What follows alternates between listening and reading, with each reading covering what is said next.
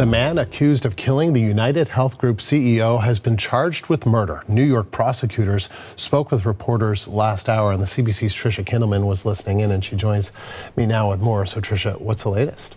Well, that's right, Andrew. So Luigi Mangione was already charged with murder for that December 4th shooting death of the CEO, Brian Thompson, as you mentioned there. But now today, things have been elevated slightly.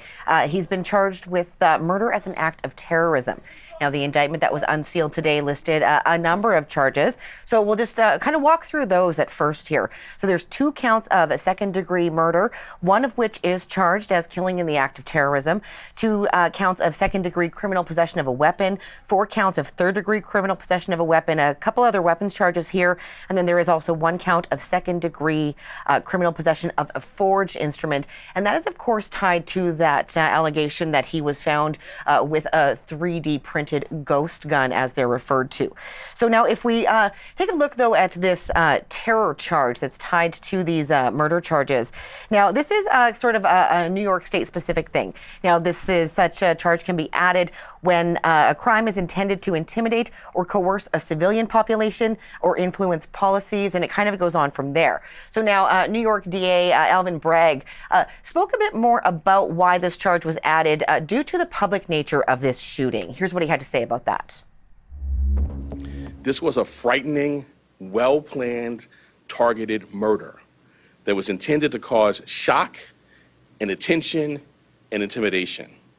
It occurred in one of the most bustling parts of our city, threatening the safety of local residents and tourists alike, commuters and business people just starting out on their day.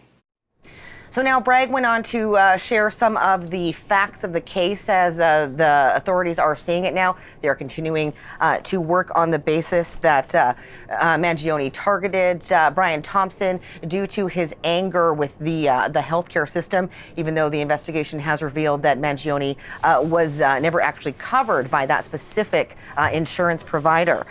So Mangione's defense lawyer in New York has yet to comment on these elevated charges.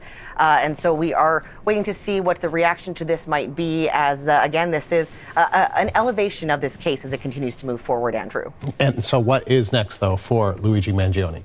That's right. So Thursday afternoon, we are expecting to see Mangione appear in a Pennsylvania court. Now, that is to answer for some of the charges that have been charged in that state, but it will also be followed immediately by an extradition hearing. There was some indication by DA Bragg there that Mangione may waive that hearing, which then could have him sent back to New York State pretty much immediately. But again, that's coming up on Thursday, so we'll be watching for the outcome of both those hearings that afternoon. All right, Tricia, thank you.